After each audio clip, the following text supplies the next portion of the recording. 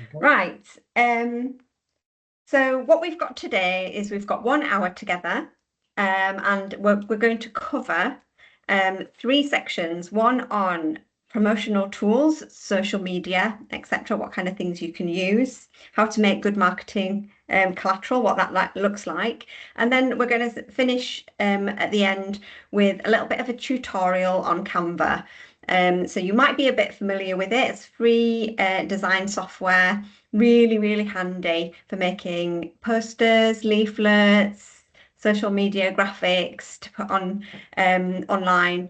And it's really easy. Meg's going to do a step by step just to give you some examples to get you going. Okay.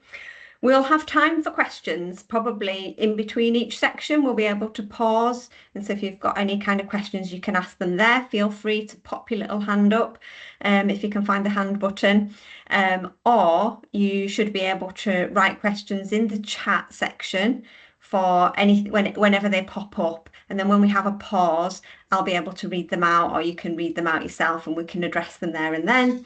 And we'll have a little bit of time at the end if there's anything else that you'd like to know.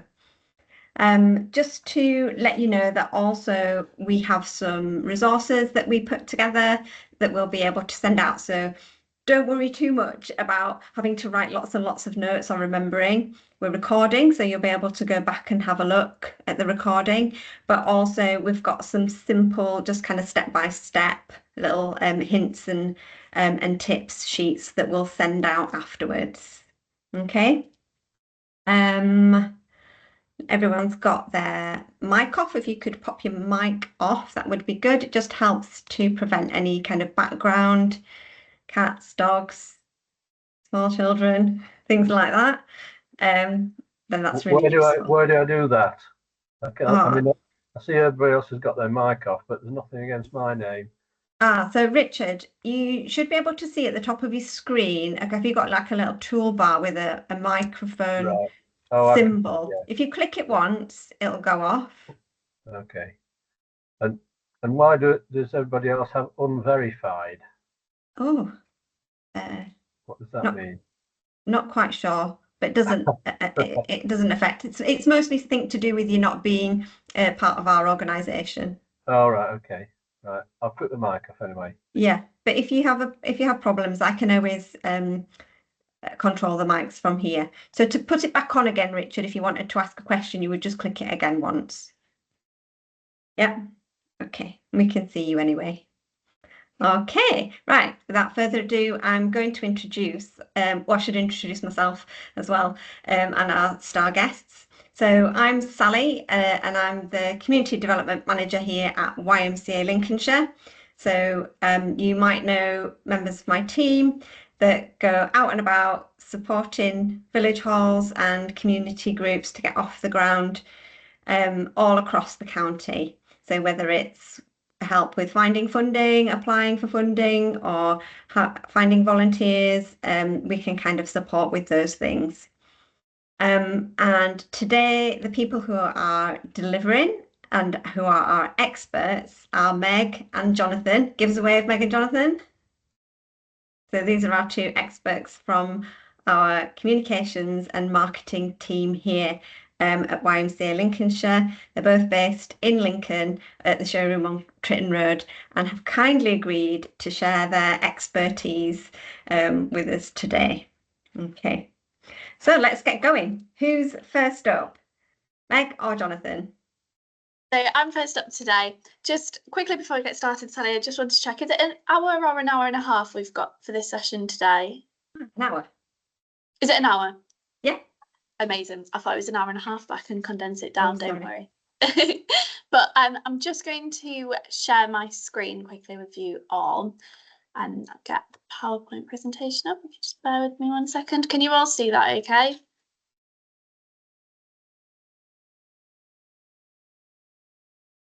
Can you see that? Yeah, amazing. Okay, so thank you for introducing us, Sally. As Sally said, my name is Megan. I'm the Communications and PR Coordinator here at YMCA Lincolnshire. In my role, I manage all of our press and media relations, and I also manage our social media comms. And joining me today to present this will be Jonathan, who is our fundraising and marketing coordinator. Yeah, hello everyone. As Sally and Meg said, I'm Jonathan, and my role as fundraising and marketing coordinator is to make sure that we get the right message out and bring lots of lovely people like yourselves into our organisation. So really looking forward to this.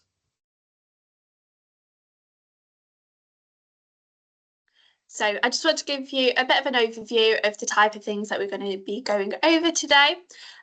So the overall aim of this session is going to be helping you guys to increase the visibility, the engagement, and the overall success in marketing for your village hall community group, and then any events that you run as part of those groups or community buildings.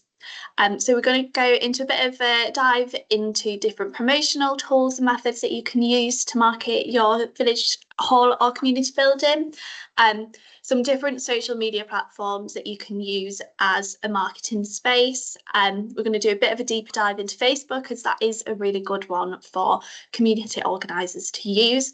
We'll then have a look as well at the things that make graphics and marketing collateral good and the things that make them not so good. And I'll give you a little demonstration of some design software that we use here at YMCA Lincolnshire to create posters and graphics. It's a really nice, quick and easy tool to use.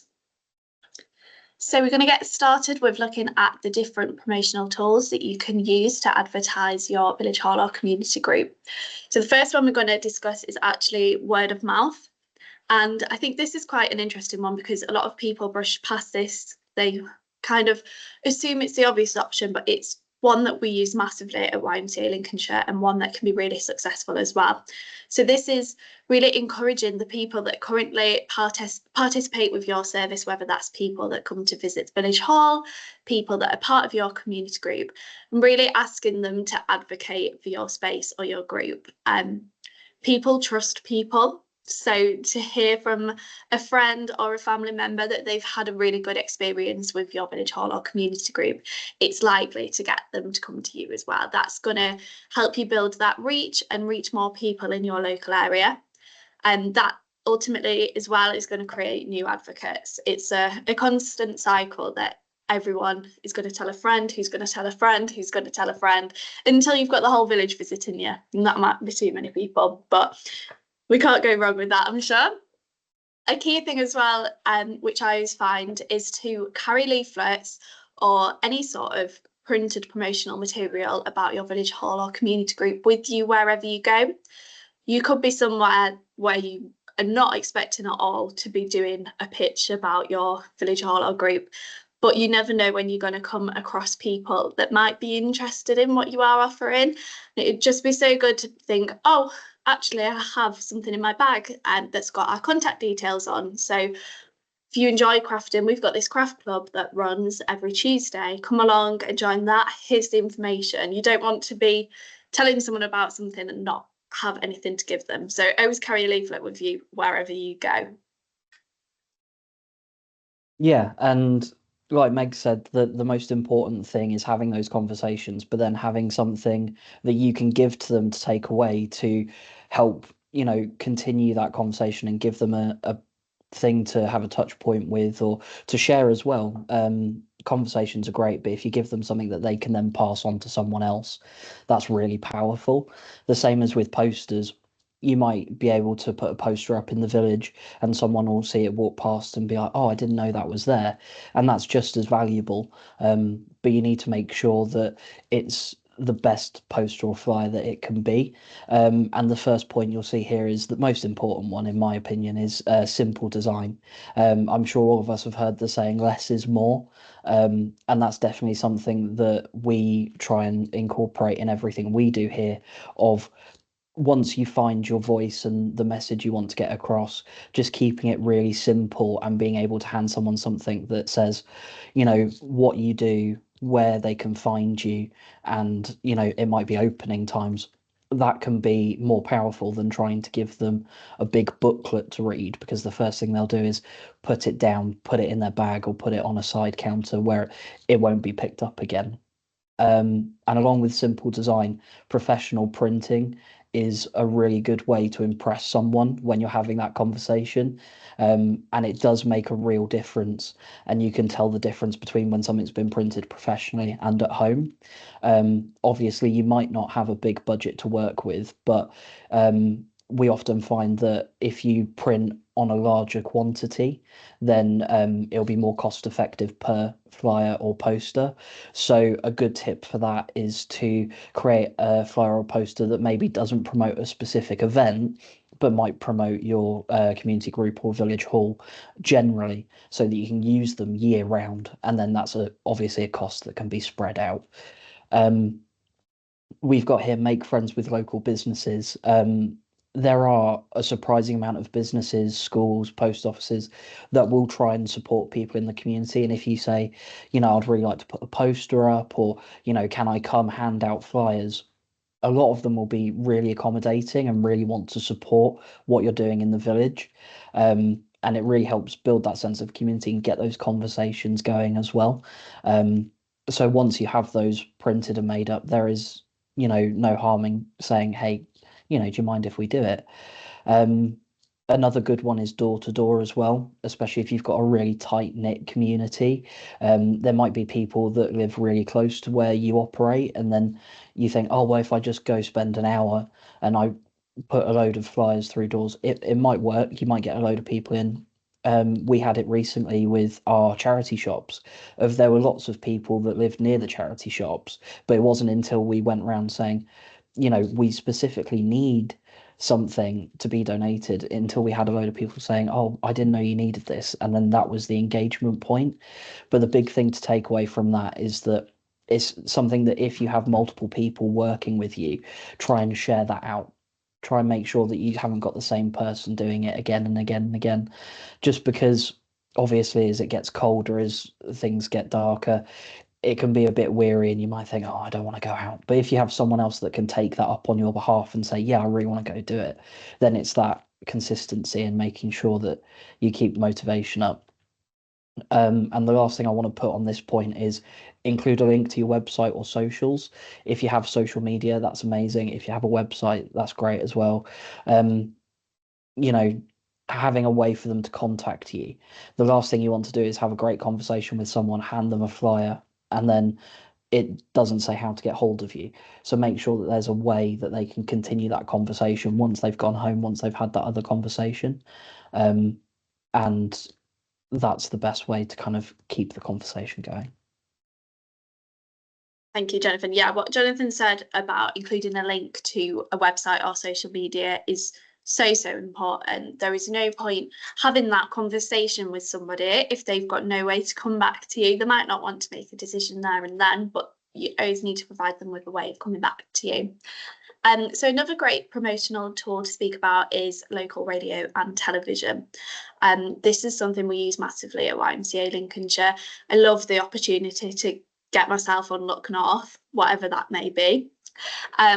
But a key thing to start this off is finding out who the contacts are for your local radio and television stations. And it's been wary of where you are based in the county as well, because I know that different TV and radio stations serve different areas of the county, but great ones, BBC Radio Lincolnshire. I think if you're in the upper end of Lincolnshire, you qualify for Look North. I think further down, it might be more East Midlands today, I believe. ITV Calendar, they're a popular one. They love really good news stories as well. To find out the contacts for these places, you can just go on their websites. Sometimes they will have individual contacts for journalists, but also their news desk emails are actually really good to contact, and you do quite often hear back from the news desks. But one key thing to remember if you are going to go down the local radio and television promotion route is that these services won't just promote your village hall or community group for free, but what they do love is a good news story. They love telling something positive, something that an audience would really enjoy listening or reading about.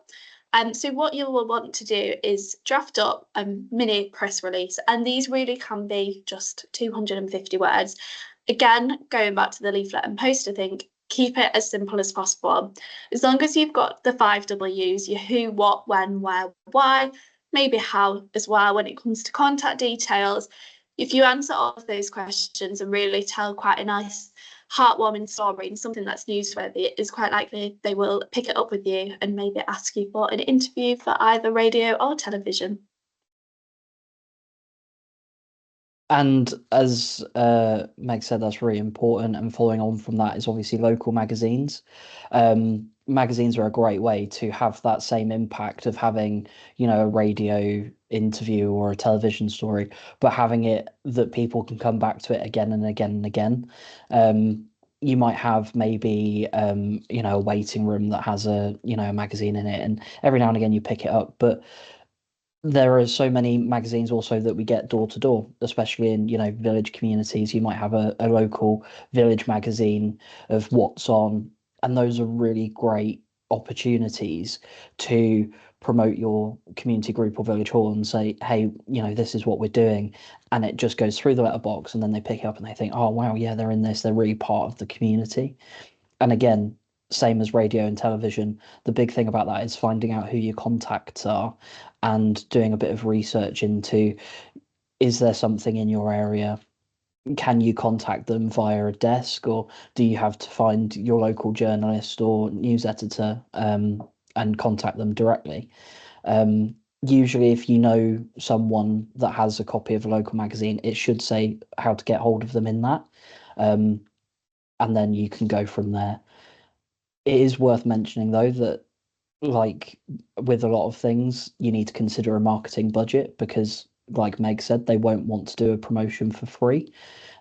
Some do news stories that you can pitch a really good news story. Like if you're opening a new village hall or you're opening a new project or a new room, then they might want to run that as a news story in the magazine.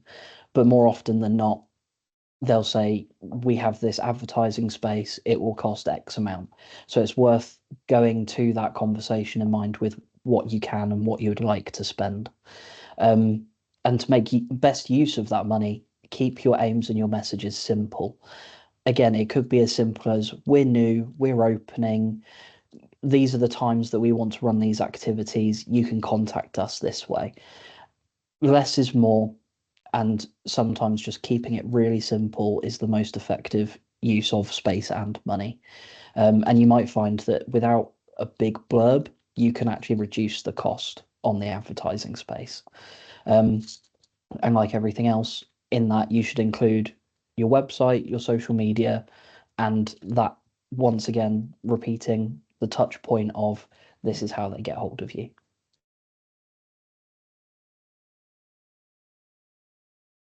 Sorry, I was trying to speak without my microphone on then. Amazing. Thank you for that, Jonathan. I did press the button a little bit early on this one, but you'll notice one of the things that we've not got listed on this table as a promotional tool is social media. And this, I would say, at YMCA Lincolnshire is our most used tool. Social media has become great for becoming a free platform for you to advertise your services on. And it's definitely something that village halls and community groups should be making use of.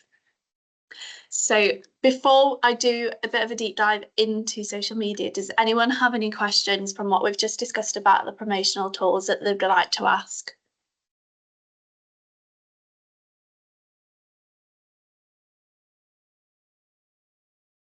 No, feel free to pop questions in the chat, or you can unmute if you'd like to ask a question. But if everyone's okay for now, it seems pretty straightforward. Let's get going. So moving on to social media, there are multiple different platforms that you could be using to promote your services on. I'm just going to give you a little brief description about each one. A key thing to remember about social media is we're at a point where they do have quite targeted audiences now. So starting with Facebook, the demographic for Facebook that we're looking at now is definitely 25 and over, mainly used by people 25 and over. I would possibly go higher up as well to that, maybe saying 30 and over now. It's got some great features on it though that other social media platforms don't have, including that you can set up a page for your community building and village hall, and that you can connect with people using Facebook groups. Now, Jonathan is going to go into a bit more detail about the difference between Facebook pages and groups in a second, But one of the things I do want to say is having a page for your village hall would be really, really, really useful for you. It separates it from your personal Facebook account, and unlike a personal Facebook account, you don't make friends with the page, you invite people to follow your page, and that's how you can build up a community through your page. Moving on to Instagram. In recent years, this has become quite a highly used platform. It's definitely become more popular. I've put on here that it serves the 18 to 25 age group, but again, I would say that maybe is going up a bit now as well. One of the things to know about Instagram is that anything that you post on there requires a photo or some sort of graphic to accompany it, so some sort of image. This is actually a really useful thing because people don't enjoy reading really long pieces of text anymore. They want something that's really visually engaging and catches their eye at first glance. So Instagram is great for putting really good quality pictures up on people's screen and engaging people in that way. And a good feature about Instagram as well is also their stories feature. So this is just small kind of phone-sized little images, and it gives you the chance to post an image that will only be on your page for 24 hours. And you can add text to it, you can pin locations, and you can tag people. It's just a really great way. People enjoy spending their time just flicking through these and having a good look through. Yeah, and as you can see, we also have X, formerly known as Twitter, on there. It's a really good social media platform for connecting directly and having your finger on the pulse of what's happening around you. It's definitely a very fast-paced, very in-the-moment social media. And you'll find that it's used by businesses and public figures that want to show that they're ahead of the curve. It's good with keeping up with topical issues and reaching out. So if there's maybe an event that you want to run that is in line with the national event, or maybe it's part of a campaign that's being run, with other village halls, that might be an opportunity to say, could we use it like that? And something that is a bit of a lesser known platform is the Nextdoor app. It's not used in the same way that Facebook or Instagram or X is used, but it's a really amazing, like a community builder app where you have effectively a neighborhood that is built up as your social media group. And as you can see, it's predominantly aged for 30 plus. But it's guaranteed that you're reaching local people because it's a grassroots style. You build the community together. And there's different levels of usage with that. Obviously, because it's not as widespread, you might not have it where you are at the moment, but there's absolutely nothing to be the champions of that in your village or area and say, we would love to start it up and then build that community together. And then you're not just seen as someone on a social media app, but you're actually seen as someone actively building the community together and finding a way to communicate with the people around you. Yeah, so between all of those 4 social media platforms, there are some really good options for free promotion out there. In my personal opinion, for a village hall or a community group, my recommendations for social media would be Facebook, Instagram, and Nextdoor. But up to you if you want to trial something else as well. It could be worth it. It might work out really well for you. Have included at the bottom there as well, that is TikTok and LinkedIn. The reason I've not gone into those in as much detail is these have very specific audience demographics. So TikTok has a very young audience base. It is all video content, and it is hard work to run a successful TikTok account. Quite often, the only stuff that people engage with will not have anything to do with your village hall or community group. So I think it's one that requires a lot of effort for minimal return. So I would favour Facebook or Instagram over that. Similarly, LinkedIn is very business targeted. It's targeted at professional individuals to connect with others. It's not really the best for promoting events and community-based activities. So I'm just going to move on to the next slide, and I'm just going to give you my overarching top tip for being successful on social media, and that is get people to engage with your social media posts. Now, this could be through likes, comments, shares. It could be sharing it on their page publicly or just sharing with friends through messages. It is the best thing to do to get your post seen by more people.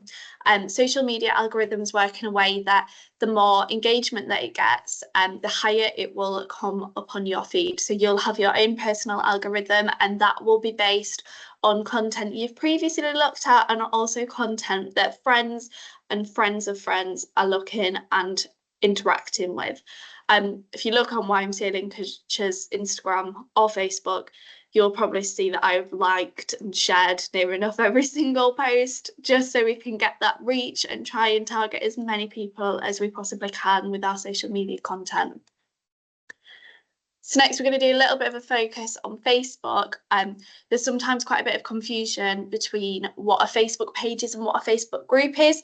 They're both really useful tools to use, but I'm going to let Jonathan give you a bit more information about the benefits of each one and which we would recommend you to use.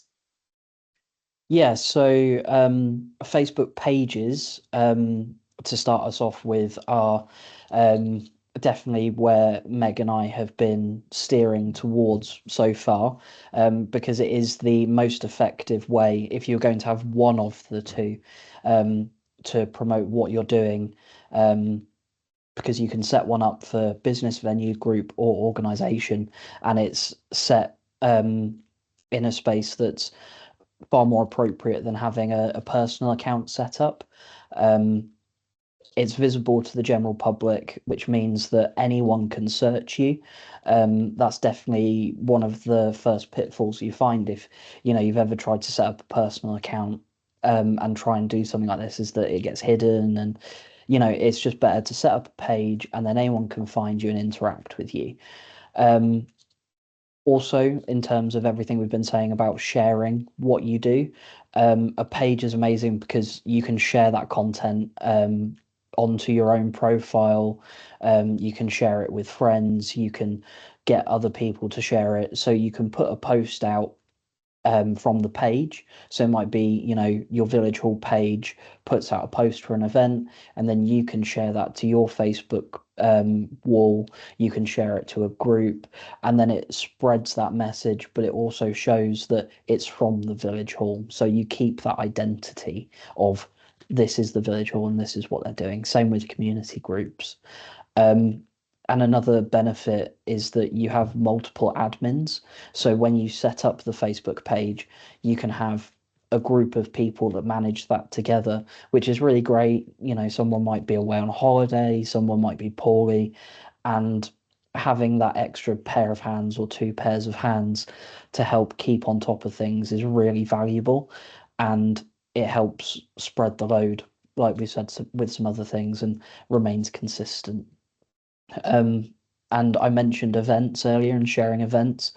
So setting up an event is really beneficial because it sets it up on Facebook as an event. You can add your timings, all the important information, so that you don't have to spend that extra time getting in touch with everyone saying, this is when we're opening, this is how much it'll cost. You can just set it up as an event and then share it around in the community from your page, and they can see all of that information in one go.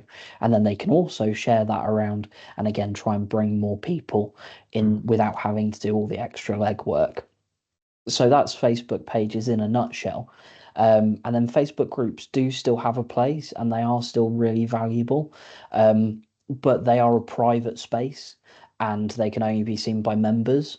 So it might not be something that you want to start off with straight away, but you might have, maybe as part of your village hall, you might have maybe a small group, or as part of a community group, you might have a working group or a project group that you want to interact with. That's a really great time to set up a Facebook group, because it means that you can have that communication in a little bubble and you don't have to worry about having to deal with external things. You can just go and chat on there as a group. The downside, though, is people can't share content on that on their own profile. So you might have someone that says, oh, you know, I really want to share this event, you know, but I can't. Well, that's where the Facebook page comes back into it. So the Facebook group is really more of just a chat room almost of, you know, you can share ideas, you can talk about what's happening. But it's a really good space, and it means that you can have your members area, and it might add an extra little bit of, oh, I feel like a VIP, you know, I'm part of this group.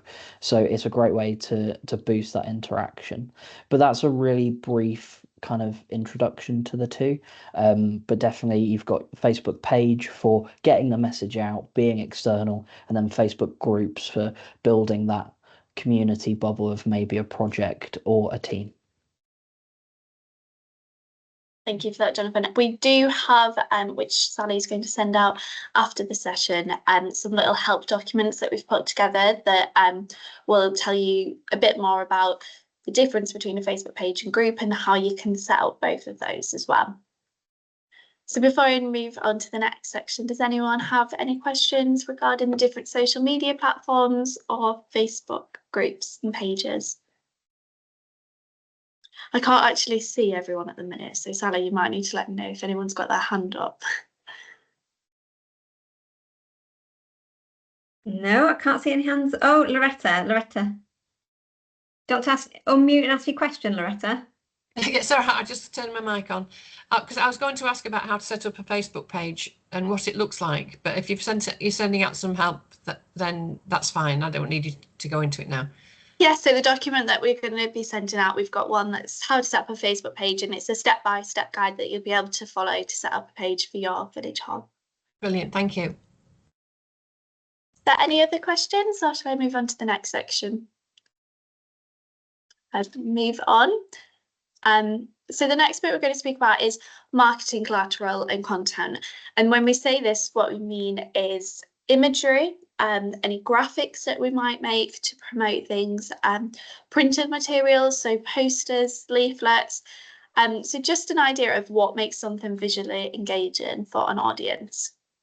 So this is our examples of how to make and share great content on social media.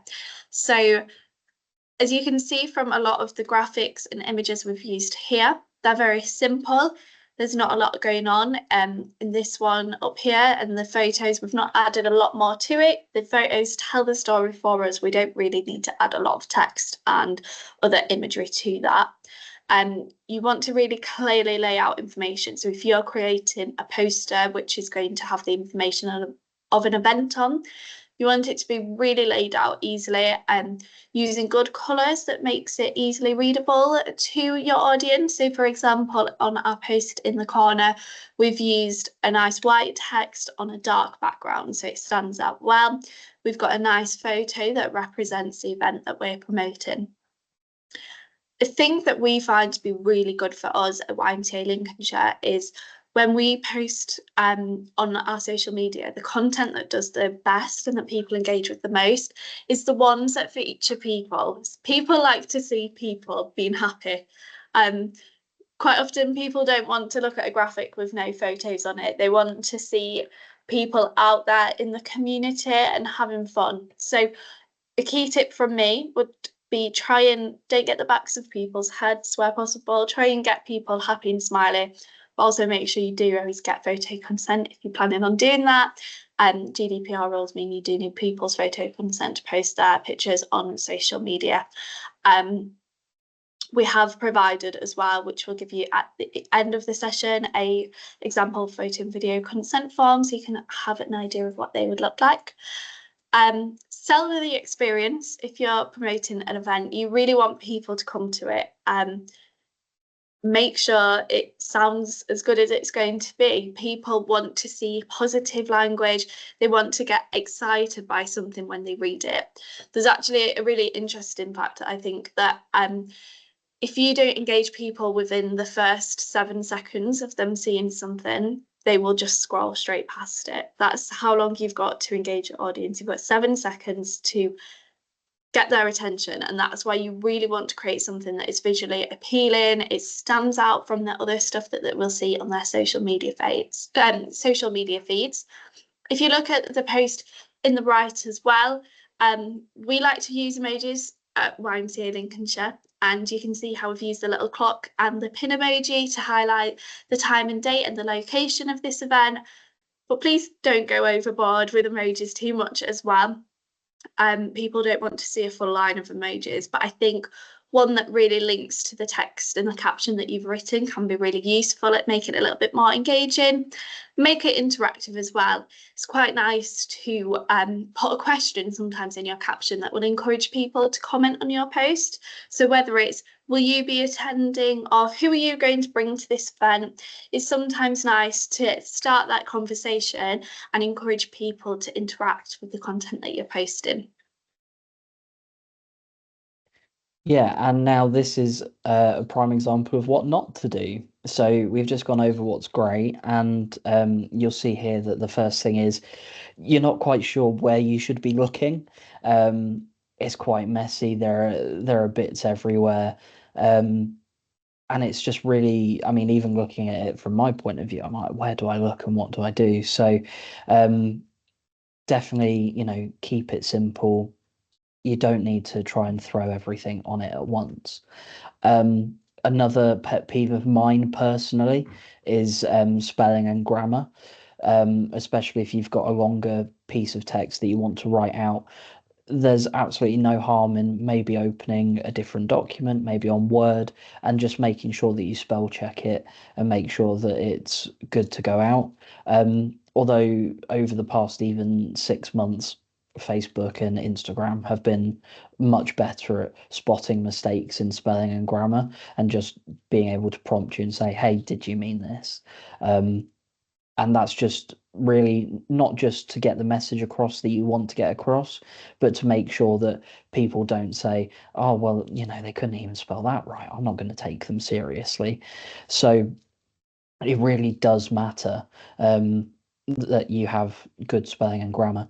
And with the same mindset, low quality pictures really can take the impact away from a social media post or a poster. Always try and aim for the best quality photo that you can, and make sure that it's not got any shadows on it that shouldn't be on it. It's in focus, it's not blurry, and that you've got good lighting, because that's what's going to make the impact, and the photo should be the star of the show. You can see in this example here, it's blurry, you can't quite see what it's supposed to be. It doesn't look too appetizing. Yeah, Sally's just said it looks delicious. It's not something I would go for. But again, that's the part of make sure that it's appealing both visually from a photography point of view and visually from in this instance a culinary point of view. And with taking photos, like Meg said, photo permission and consent is so important. It can be as simple as just going up to someone saying, I'm with this village hall, are you okay with me taking this photo? Can I just get your name? And making sure that you follow that process and making sure that they're happy with that. With the work that Meg and I do, we very, very rarely come into contact with someone that says, no, they're not happy for it. But obviously, there are multiple reasons why someone might not want their photo taken. And we just have to respect that and move on. But you will find that if you go out, take your phone with you, take your camera with you, make sure that you have it set up properly, and 9 out of 10 times it will go really well. And then when you get it up and you say, right, I want to get that post out there, again, like Meg said, make sure you're using positive language, engage them, make sure that they feel like they want to take part.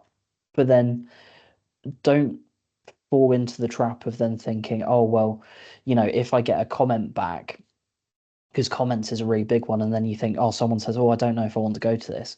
Make sure that you keep your messages and your comments really positive as well, because the last thing someone wants to see is someone, or whether it be a person or your village hall, having a bit of an argument with someone on social media, because at the time you might think you're addressing the concern, but then if it's out of context or someone else sees that, it might just paint you in a bit of a bad light. So just try and keep everything really positive. And if someone does come to you with an issue, don't be afraid to say, we would be happy to address this via email or get them to message you directly. And then with posting, we've got here, leaving big gaps between posts is something that we really want to avoid, and making sure that you're active on social media. So it might just be a post to say, this is what we've done, this is the event we had, we're looking forward to the next one. But it's making sure that you're consistent and making sure that anyone who comes to you for the first time can see you're still doing things, because you might think, oh, I've already done my event for this month, I'm not going to worry about it. But then if someone comes to your Facebook page that wasn't at that event, they want to know that you're still really active. So making sure that you keep that going and you just keep that consistency is really important. Thank you, Jonathan. Yeah, so I mean, I think with that post there, you can look at that. I wouldn't go to that event if I saw that post, and I'd like to think none of you would as well. I mean, I'm not sure what that meal is in the top right corner, but it doesn't look very appetizing. But hopefully that has given you a bit of an idea of the kind of things that do work well on social media and the kind of things that don't as well. So is there any questions on social media platforms and what content works well? We have put the email address on this slide as well. If there's any questions about anything in the webinar that you think of after we've closed this session, please feel free to pop us an email on communities@lincsymca.co.uk and we'll answer all of your questions for you. Did anyone have anything in the meantime? No? Okay, so we'll move on to the next bit, which is an introduction to Canva, and you'll see I've got a silly smile on my face because I absolutely adore Canva. I promise I don't get paid commission or anything from them for speaking about it. I just absolutely love this software, and I think it is a brilliant tool that is being created for marketers to have a space to really easily create marketing collateral. So I'm going to quickly just stop sharing my screen actually, and I'm going to reshare my screen and move over to Canva. So let's get that up 1 second. So the way that you actually access Canva, it is just accessible through Google or Microsoft Edge, whatever platform you use for the internet.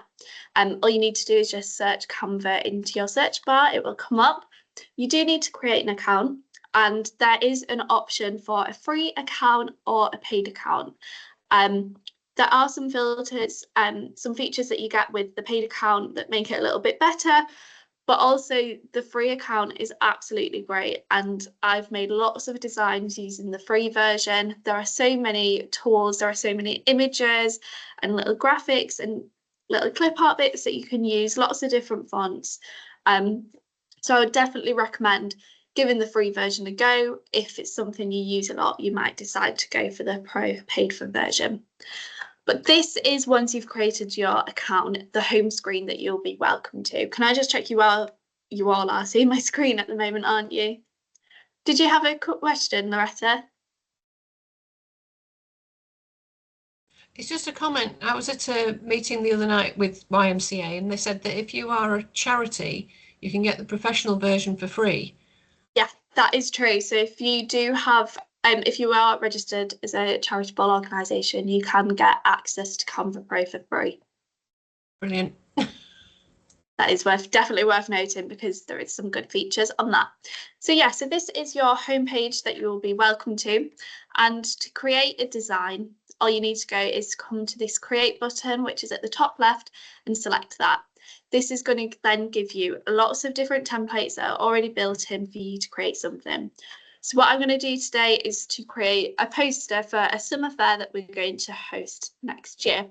I want my poster to be A4 portrait. So what I'm going to type in for a template is A4 portrait.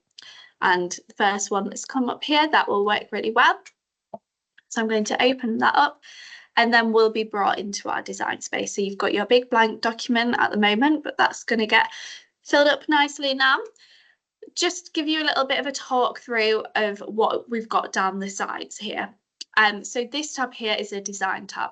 Now this is a great place to spark inspiration if you've not really got a idea yet of what you want your design to look like. So for example, if I'm doing a summer fair poster, I could search that in here.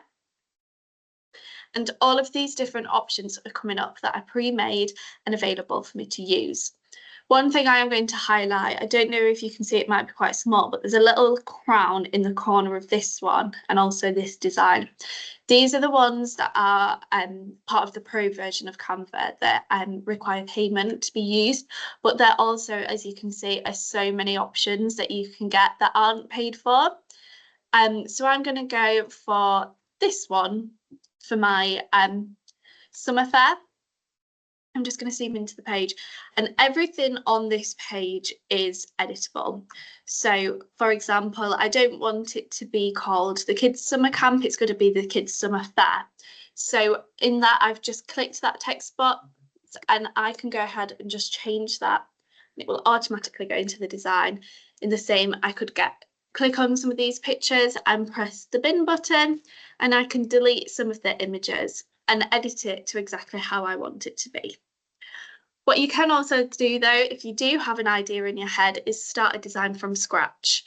So what I'm going to do is open a new page in this document, and I'm going to do so by clicking this button here. So when I add that, it's going to add this new page, and because the background of the page above was this blue colour, this is also turned blue, but I'm going to turn this white for now so I can start again completely from scratch. So going back to a bit of an overview of the tabs down the side here. This one here is elements, and this is where you can add in pictures and photographs, you can add tables, pretty much anything you think of you could search in here. So I could probably search village hall and it would come up with some different images and icons that I could use for a village hall. So that's where that one's great. Here we have our text option. So you can add a text box into this section, and then this brings up the section at the top. So at the first bit is the font, and you can see there are so many different font options that you can choose from. You could be scrolling for days looking for a font, and there are so many options, different ones that are free, and there are some that are paid for that have these little crowns on, but you've got plenty of unpaid options to choose from as well. If we click on that again, this is up at the top is where we can change the font size. We can move it up and down. We can change the colour by clicking on this button here. Lots of different colours we can choose from. If you're wanting to create a new colour as well, you can press this one and you can alter this to get different shades and different colours.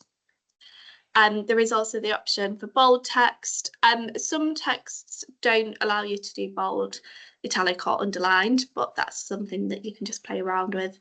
And then we have our effects one, which is good on the end here, where you can add different effects. So you could outline your text and change the colour, or you can make it neon and change the intensity of that as well. So I'm just going to delete that bit for now.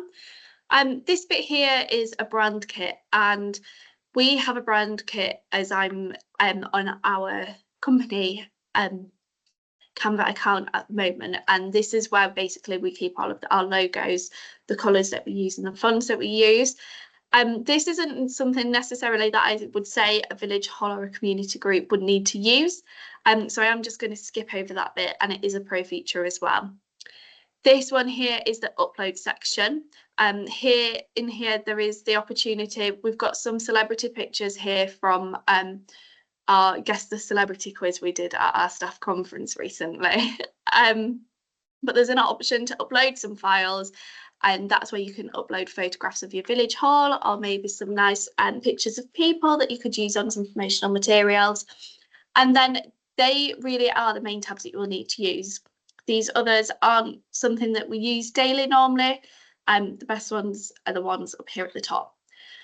So I'm aware that we're running out of time a little bit, but I'm going to really quickly do a bit of a demonstration of creating a poster from scratch. As Sally said, the webinar is going to be recorded, so you can go back and watch it. I might need slowing down if I'm talking too quickly. I do apologise about that, because I know I talk quick at the best of times. But as we said as well, any questions that you have, you're more than welcome to email us, and we will help you out as much as we can. We can show you our top tricks for Canva. So I'm going to start this design.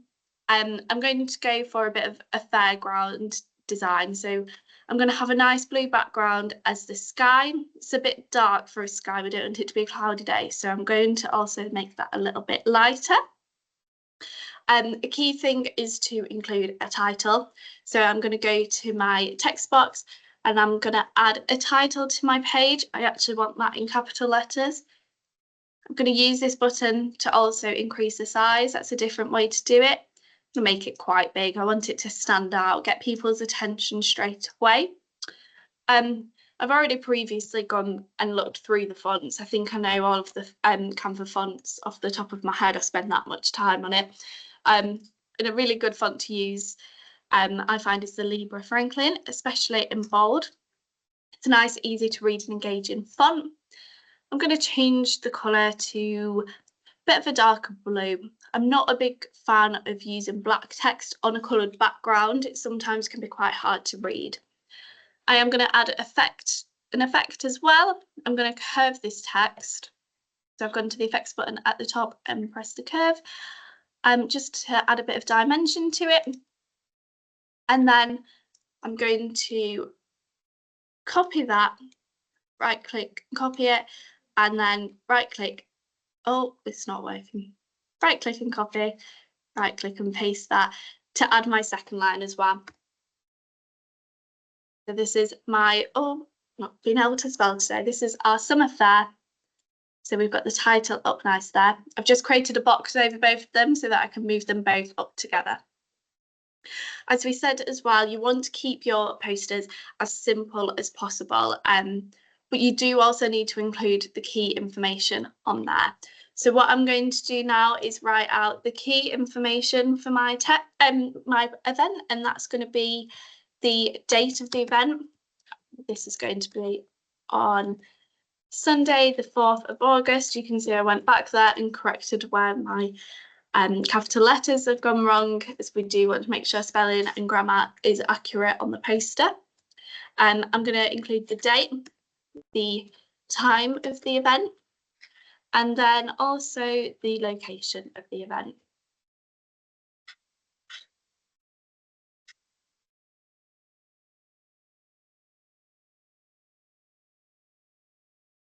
So I've got that there. I'm going to do a bit of a different font this time. So I might have a look through and see there's some that I don't like. They might not be that easy to read. One that I know is a very good font and is easy to read is this one here. I'm also going to make that bold so it stands out a little bit more and make it a little bit bigger so that people can definitely read that. Now, to make it engaging as well and to fit into the theme of summer, I'm going to create a nice little summary image at the bottom. So I'm going to add a square for my grass. Now, you can also search grass and it would bring some grass up, but I'm going to do it in more of a little bit of an abstract way. So this is a great way of seeing how you can make designs completely different. You can be so creative and turn anything into what you want it to be. So I'm going to do some, make sure I find the right colour, some green grass at the bottom, and then keeping up with the fairground theme, I'm going to search fairground and see if there are any elements in this bit that I like here, and go for this little tent. So that's looking quite nice and engaging as opposed to now. There is a couple of bits that I feel look like they're missing a bit of something, a bit of gaps in them. So because it is never good weather in England, let's add some clouds in there. So that just nicely fills in the gaps. Change the different sizes of these to make them fit in nicely. It just adds a bit of dimension to the poster as well. It stops it from being as flat. And then there you have a really simple, easy to read poster that's got all of the key information on it that you would need to know. And it looks nice and effective as well. What I would probably recommend doing is adding something at the bottom that would say, for more information, please visit, let's go with our website, linksymca.co.uk. And I would change this to a font that is easily readable, maybe a white, make it a little bit bigger and put it at the bottom there. And that would be the end of your poster. I'm going to stop sharing my screen now because I'm aware we're running out of time. Did anyone have any questions that they wanted to ask on Canva? I'm hoping it's not going to kick everyone out of this meeting because the time's up.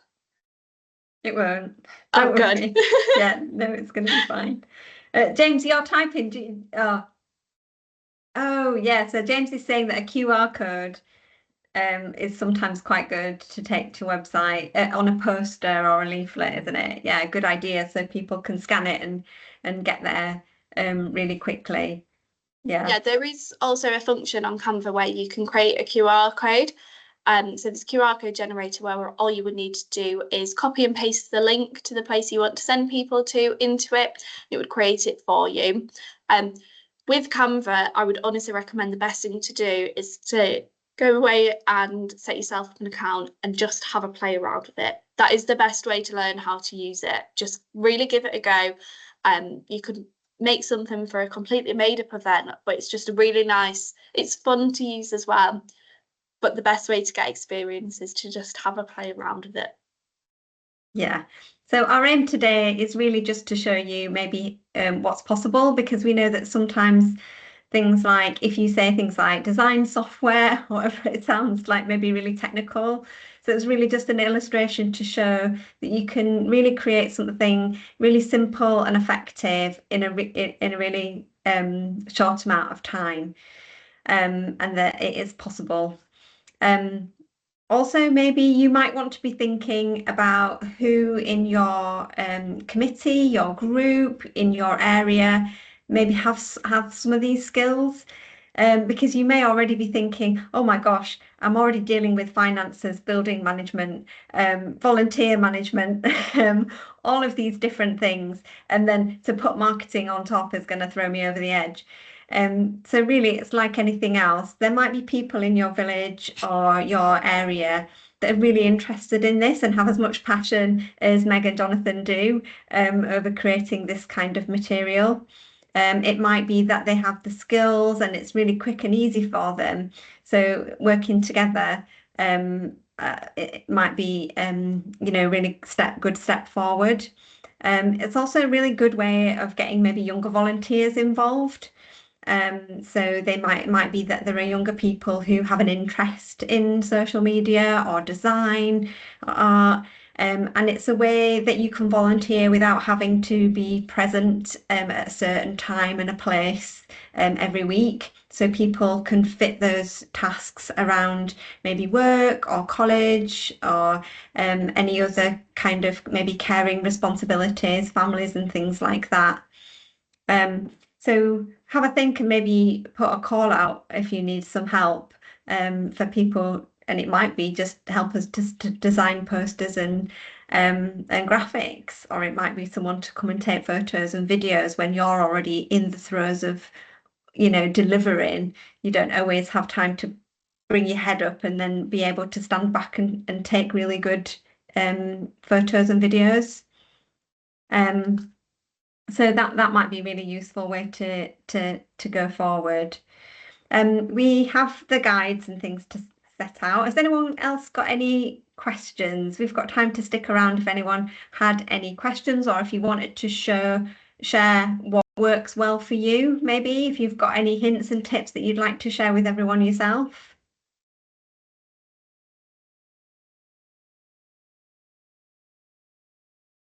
No? Good. Oh, well, I really hope it was useful. What I really would love is if you wouldn't mind giving us a bit of feedback, because it helps us then to decide whether we do more things like this, or repeat it, or do different subjects. It's really useful for us to get some feedback. So in the chat, I'm just putting a link to a form.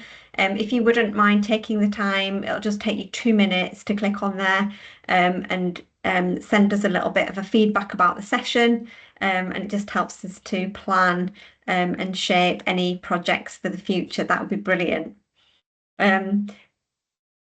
Kathy, oh, brilliant. Yeah. So Kathy's saying that she's not technical, but loves Canva. Well, you must be quite technical, Kathy, if you're using Canva. Brilliant. That's great to do.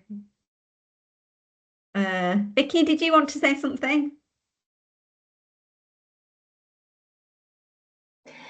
Hi. No, I just thought it was a great session. I've just started to try and use Canva myself, so having a bit more of an insight there from Megan was good. So I'll go away and have a bit more of a play, because I have a bit of a marketing background, but I'm not a designer, so mine was more on the sort of strategy and implementation side of things. So yeah, be good to have a play with that. So I might have a bunch of questions, so going forward on a few different things, so hopefully I can use the community's email to do that. Yeah, no problem. Yeah, send it through. One thing we do find, the village WhatsApp group that was set up I think last year does work exceptionally well, and we don't get lots of sort of spammy things on it from people in the village. It is a good way for people to communicate, as well as Facebook. So yeah, it's been quite a success actually, the village WhatsApp group. Good. Yeah, brilliant. Yeah, and you can share things on there as well, can't you? And Meg, look, you've got a convert in Rebecca. She says she's going to be trying Canva. So there you are, tick. You've converted at least one person. I'm glad to hear that. I will say as well, in one of the documents that Sally's going to be sending out afterwards, we've included one that has some useful links in it. So that has links to different social media platforms. And one of the links as well is also to a YouTube channel, which has quite a lot of Canva demonstrations on it. So if there is something that you're particularly struggling with, it would be good to go onto their page and have a look at some of the videos that they have, and they might be useful for understanding how to change bits of text or adding pictures in if you're a bit stuck. Right. Yeah, can I say I'm not directly involved in our village hall administration as such, but a member of the parish council, and we're trying to help our village hall. It's struggling a bit to get people involved in the running of it. But I found that piece about Canva illuminating and interesting. That's a useful piece of kit. I think we have a Facebook page for the village hall, but I don't know that our village hall is a member of the WhatsApp group, which could, sounds to me to be a useful thing. But thank you very much. Anyway, it was very useful to be involved in this session. You're welcome, Richard. Thanks very much. Okie doke. Right, so I think we'll bring the meeting to an end. Thanks so much for packing in such a lot of information, Meg and Jonathan, into a short amount of time. That was just perfect. I've got everyone's email, so I'll follow up with the guides and the hints and tips and things like that. Anything else, get in touch with us on the community's email, or if you're a village hall advisor member, please check out our base camp and make sure that you're getting the most out of that, because we have put info on there as well. All right, thanks very much. Bye. Enjoy your afternoon, everyone. Thank you very much, guys.